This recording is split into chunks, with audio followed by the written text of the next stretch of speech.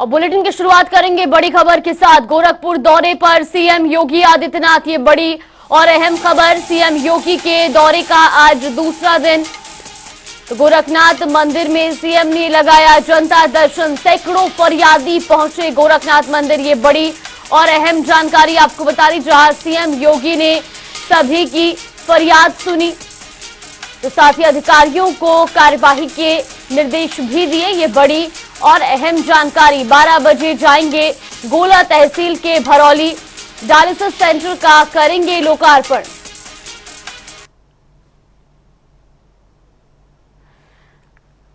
वैसे खबर पर ज्यादा जानकारी के लिए हमारे सहयोगी सुभाष गुप्ता हमारे साथ जुड़ गए। सुभाष, सबसे पहले आपसे जानना चाहेंगे, आज सीएम योगी आदित्यनाथ के गोरखपुर दौरे का दूसरा दिन है, क्या कुछ आज रहने वाला है खास?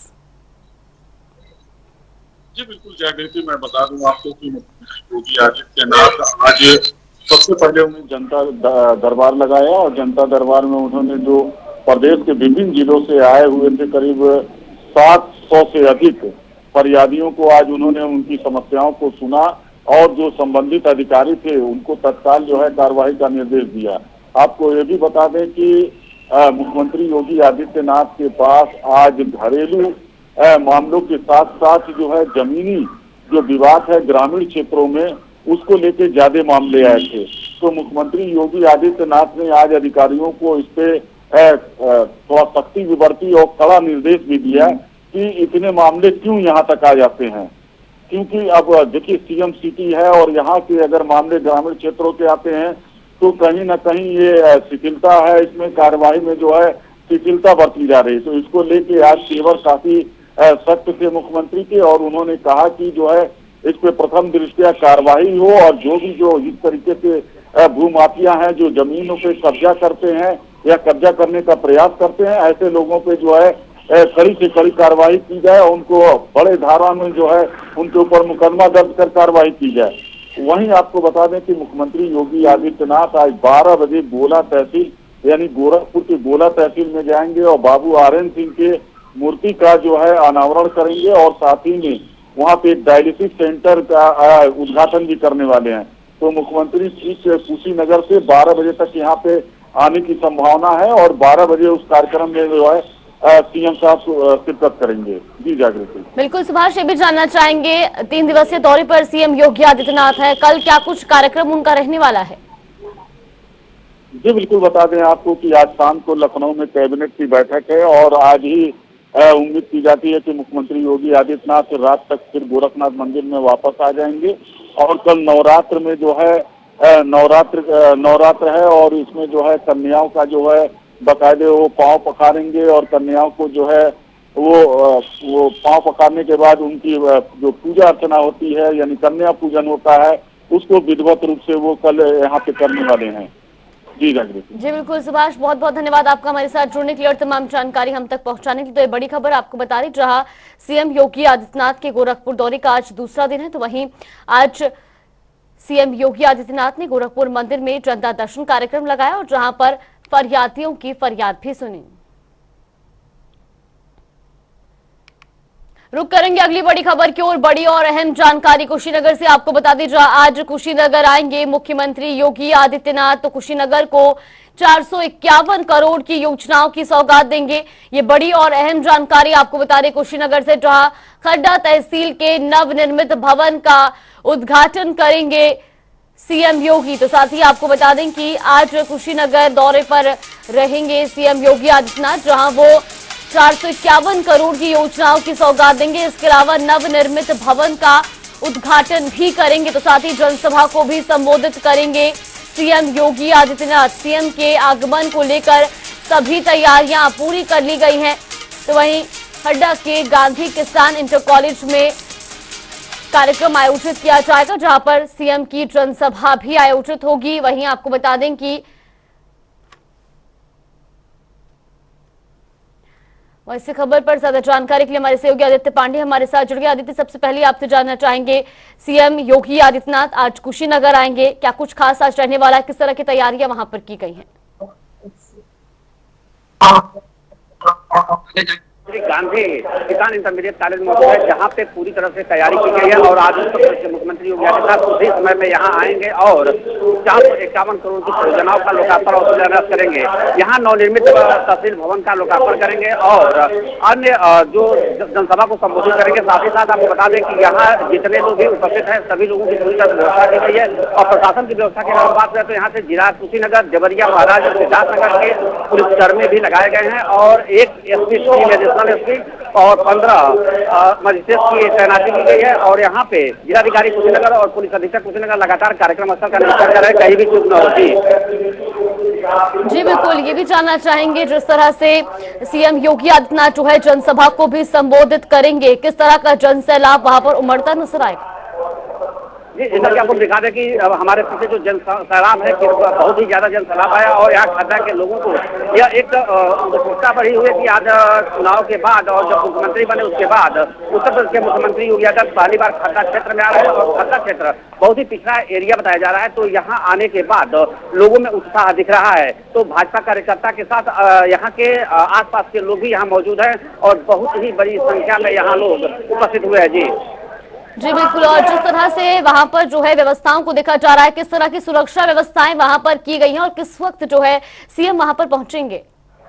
जी, जैसा कि आपको बता दें कि इस समय हमारे पीछे जो लगे हुए हैं यहाँ के जिले कुशीनगर, महाराजगंज, बस्ती और सिद्धार्थनगर के पुलिसकर्मी और पीएससी तैनात की गए ताकि उत्तर प्रदेश मुख्यमंत्री योगी आदित्यनाथ के आने के कोई भी दिशा में चूक न हो पाए। जी बिल्कुल आदित्य, बहुत बहुत धन्यवाद आपका हमारे साथ जुड़ने के लिए और तमाम जानकारी हम तक पहुंचाने के लिए। तस्वीरें भी आपको दिखा रही जहां आज सीएम योगी आदित्यनाथ कुशीनगर पहुंचेंगे, तो वहीं जिसको लेकर सभी तैयारियां पूरी कर ली गई है, जहां सीएम जनसभा को भी संबोधित करेंगे। तो ये तस्वीरें भी आपको दिखा रही जहां पर सुरक्षा के पुख्ता इंतजाम किए गए और साथ ही साथ भारी संख्या में लोग वहां पर जनसभा में पहुंचेंगे। साथ ही आपको ये तस्वीरें भी दिखा दें जहां पर सभी तैयारियां पूरी कर ली गई है। तो गांधी किसान इंटरनेशनल कॉलेज में ये जनसभा आयोजित की गई है। वहीं मुख्यमंत्री के आगमन को लेकर सभी तैयारियां पूरी हो चुकी है। आज सीएम 451 करोड़ की योजनाओं की सौगात कुशीनगर को देंगे। करेंगे बड़ी खबर की ओर, बड़ी और अहम जानकारी आपको बता दें लखनऊ से इस वक्त की ये बड़ी खबर। सीएम आवास पर कैबिनेट बैठक आज, ये बड़ी और अहम जानकारी। आरक्षण पर संशोधन का अध्यादेश लाएगी निकाय चुनाव में। ओबीसी को आरक्षण देने के लिए करीब 1 दर्जन प्रस्तावों पर चर्चा होगी, तो साथ ही कई अहम प्रस्ताव भी पास किए जाएंगे। कई अहम प्रस्ताव आज लखनऊ की इस बैठक में पास किए जाएंगे। साथ ही आपको बता दें कि सीएम आवास पर ये कैबिनेट बैठक आज आयोजित की जाएगी। आरक्षण पर संशोधन का अध्यादेश इस बैठक में लाया जाएगा। तो साथ ही आपको बता दें कि चुनाव में ओबीसी को आरक्षण देने के लिए भी करीब 1 दर्जन प्रस्तावों पर चर्चा होगी, तो कई अहम प्रस्ताव पास भी किए जाएंगे। लखनऊ से ये बड़ी और अहम जानकारी।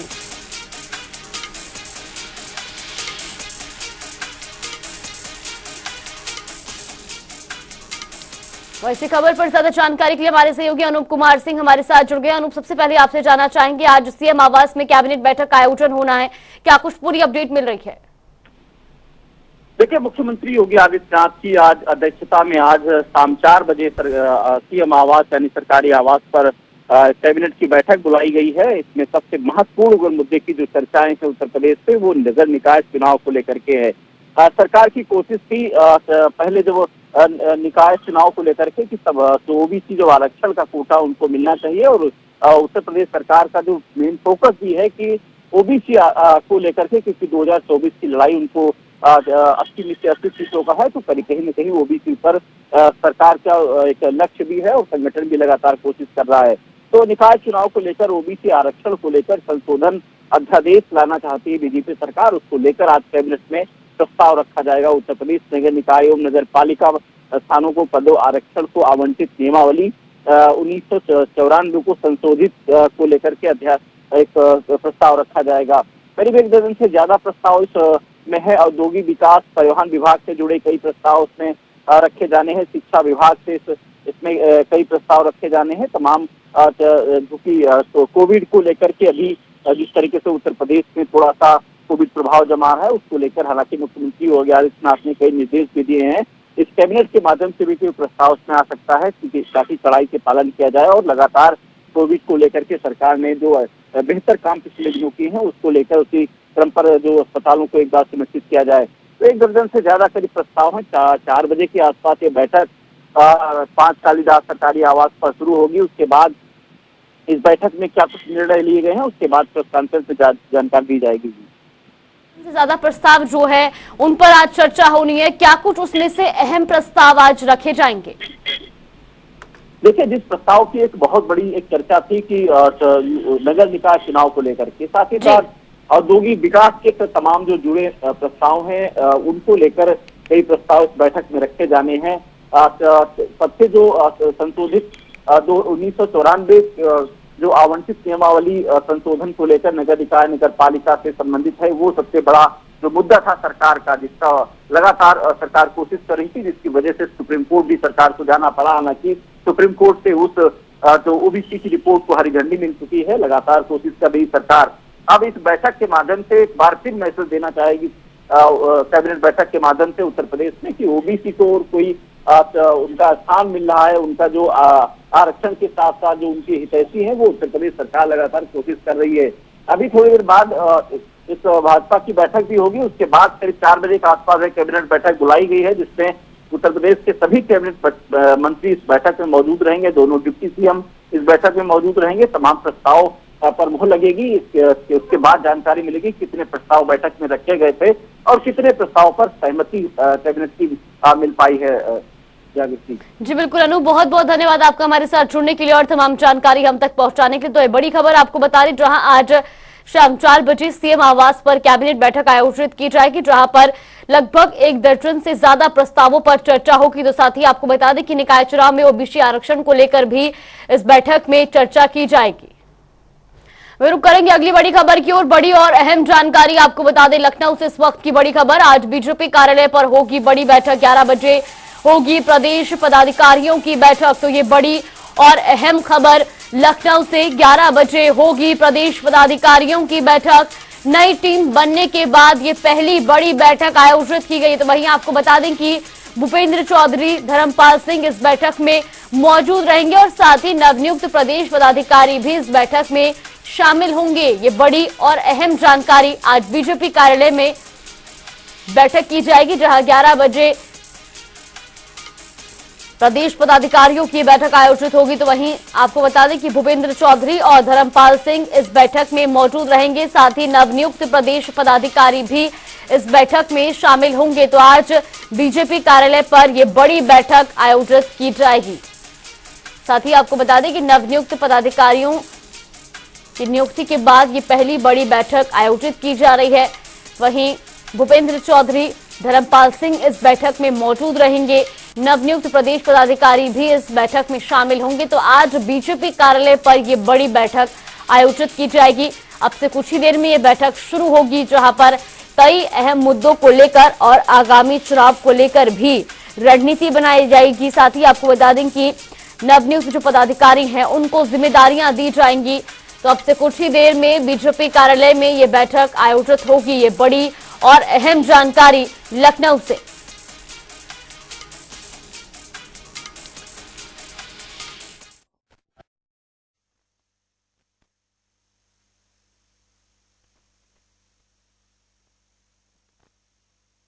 नियमित अभी नगर निकाय के चुनाव है, सहकारिता के चुनाव है, सारे विषयों पर डिस्कस करेंगे। एक बैठक में नहीं, अलग से व्यवस्था एक बार बैठ के हम लोग व्यवस्था बनाएंगे। नियमित अभी नगर निकाय के चुनाव है, सहकारिता के चुनाव है, सारे विषयों पर डिस्कस करेंगे। एक बैठक में नहीं, अलग से व्यवस्था एक बार बैठ के हम लोग व्यवस्था बनाएंगे। वैसी खबर पर ज्यादा जानकारी के लिए हमारे सहयोगी अनूप कुमार सिंह हमारे साथ जुड़ गए। अनूप, सबसे पहले आपसे जानना चाहेंगे, अब से कुछ ही देर में बीजेपी कार्यालय में बड़ी बैठक आयोजित होनी है, क्या कुछ पूरी अपडेट मिल रही है? देखिए, भाजपा कार्यालय में अभी थोड़ी देर बाद बैठक होगी। हालांकि यूपी बीजेपी प्रदेश अध्यक्ष भूपेंद्र चौधरी इस बैठक में पहले से पहुंच चुके हैं। संगठन मंत्री धर्मपाल सिंह इस पार्टी कार्यालय पहुंच चुके हैं और यूपी बीजेपी प्रभारी राधा मोहन सिंह भी पार्टी कार्यालय में पहुंच चुके हैं। अभी हाल में ही भारतीय जनता पार्टी की जो नई टीम की घोषणा हुई है उस बैठक में उस सभी पदाधिकारी इस बैठक में मौजूद रहेंगे। पहली बार इस टीम गठित करने के बाद पहली बैठक है। निश्चित रूप से भारतीय जनता पार्टी जो चुनाव के प्रभारी हैं, नगर निकाय चुनाव हाल में ही होने, उसके प्रभारी को लेकर के इस बैठक में चर्चा होगी कि उत्तर प्रदेश में हर जिले में प्रभारी नियुक्त किए जाएंगे जो एक रिपोर्ट तैयार करेंगे और साथ ही साथ जो जिला अध्यक्ष और नगर निकाय जो नगर अध्यक्षों को लेकर के इस बैठक में चर्चा होगी, वो एक बड़ा निर्णय होगा। साथ ही उसमें इस निर्णय के बाद एक लिस्ट तैयार की जाएगी जो कि फाइनल, हालांकि सूची केंद्रीय नेतृत्व हमेशा मोहर लगाता है, लेकिन इस बैठक में तमाम उन चीजों पर चर्चा रहेगी क्योंकि इस टीम के साथ साथ जो नगर अध्यक्ष जो चुने जाएंगे वो कहीं न कहीं 2024 को लेकर एक बड़ी भूमिका अदा करेंगे। पार्टी कार्यालय पर आप देख सकते हैं किस तरीके से गहमी का माहौल है। लगातार जो पदाधिकारी हैं वो आ रहे हैं और अभी थोड़ी देर बाद जब बैठक की शुरुआत होगी तो तमाम चीजों पर चर्चाएं होंगी। जो अभी तक जिस तरीके से लगातार पदाधिकारी नियुक्ति करने के बाद फिर कोशिश कर रहे हैं कि लगातार जो पदाधिकारी हैं वो इस बैठक में शामिल हों। सबसे बड़ा जो चर्चा है वो नगर निकाय, क्योंकि एक बड़ी जिम्मेदारी है नगर निकाय को लेकर के।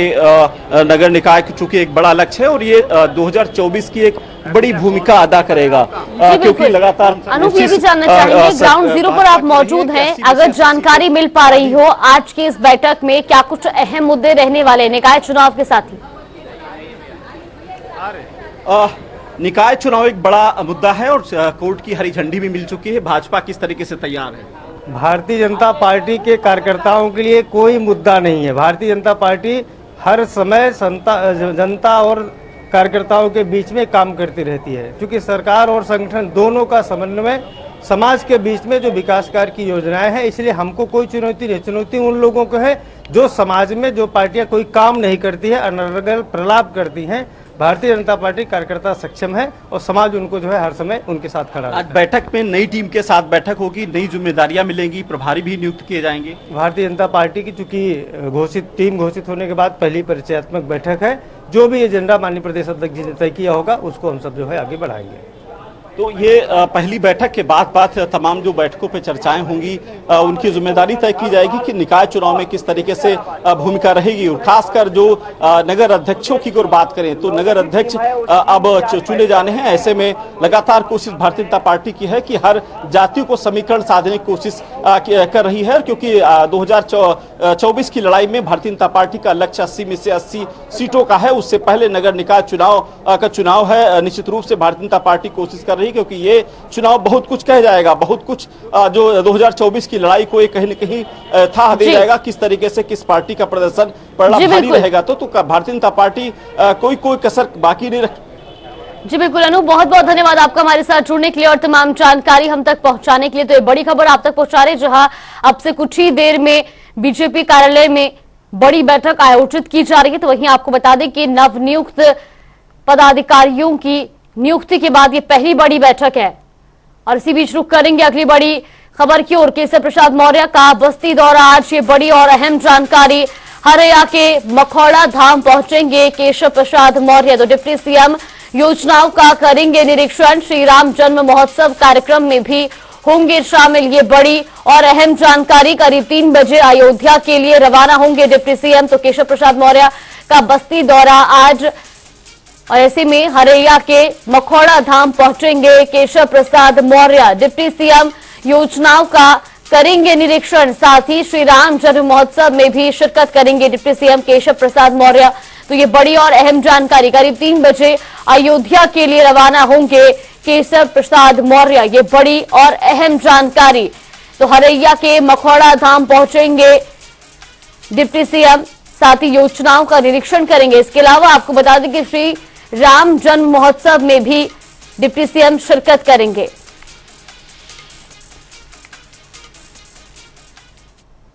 और रुक करेंगे अगली बड़ी खबर की ओर। बड़ी और अहम जानकारी रामनगर से आपको बता दें, इस वक्त की ये बड़ी खबर। रामनगर में आज से G20 समिट की बैठक, ये बड़ी और अहम खबर। शाम 4 बजे तक पहुंचेंगे विदेशी डेलीगेट। तो मेहमानों के ठहरने की शानदार व्यवस्था की गई है। साथ ही आपको ये भी जानकारी दे दें कि G20 समिट को लेकर जहां मेहमानों के स्वागत के लिए रामनगर तैयार है, विशेष व्यवस्थाएं वहां पर की गई है। तो 36 विदेशी और 20 भारतीय मेहमान G20 समिट की इस बैठक में शामिल होंगे। शाम 4 बजे तक पहुंचेंगे विदेशी डेलीगेट्स। ये बड़ी और अहम जानकारी, मेहमानों के ठहरने की शानदार व्यवस्था की गई है। साथ ही उत्तराखंड की संस्कृति को भी वहां पर दर्शाया गया है। तो मेहमानों के लिए स्वागत के लिए विशेष तैयारियां भी की गई है, जहां 36 विदेशी और 20 भारतीय मेहमान पहुंचेंगे। G20 के उपलक्ष्य में जो विभिन्न प्रकार के यहाँ पर विकास कार्य सरकार के द्वारा किए गए हैं, उसमें राजकीय इंटर कॉलेज ढिकुली का जीर्णोद्धार का कार्य अपने आप में एक अलग ही पहचान रखता है। और जो यहाँ पर ये कार्य किया गया है, ये निश्चित ही भविष्य में शिक्षा के क्षेत्र में दूरगामी परिणाम सामने आएंगे इसको लेकर के। और जो ये कार्य यहाँ पर सरकार के द्वारा किया गया है, मैं इसके लिए सरकार का बहुत बहुत आभार व्यक्त करता हूँ और सभी क्षेत्रवासियों की तरफ से सरकार का जो है धन्यवाद देता हूँ। G20 के इसी खबर पर ज्यादा जानकारी के लिए हमारे साथ योगेश शर्मा और अजीत कांबोज हमारे सहयोगी जुड़ गए। सबसे पहले योगेश, आपसे जानना चाहेंगे, G20 समिट आयोजित की गई है, किस तरह की व्यवस्थाएं वहां पर की गई है और किस वक्त G20 की बैठक शुरू होगी? रामनगर में G20 के बड़े समिट का दूसरा दिन है, जहां विदेशी जो प्रतिनिधि है और भारतीय प्रतिनिधि है, उनकी राउंड द टेबल कॉन्फ्रेंस ये शुरू हो गई है।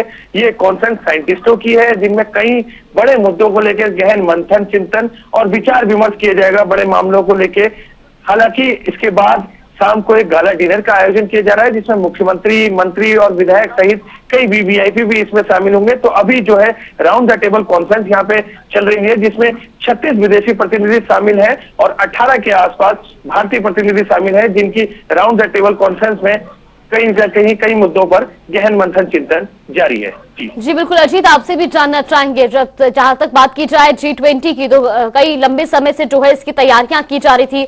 मुख्यमंत्री खुद इसको लेकर के काफी जो है अलर्ट नजर आ रहे थे और ऐसे में आज G20 का दूसरा दिन है, क्या कुछ व्यवस्थाएं वहां पर देखने को मिल रही हैं?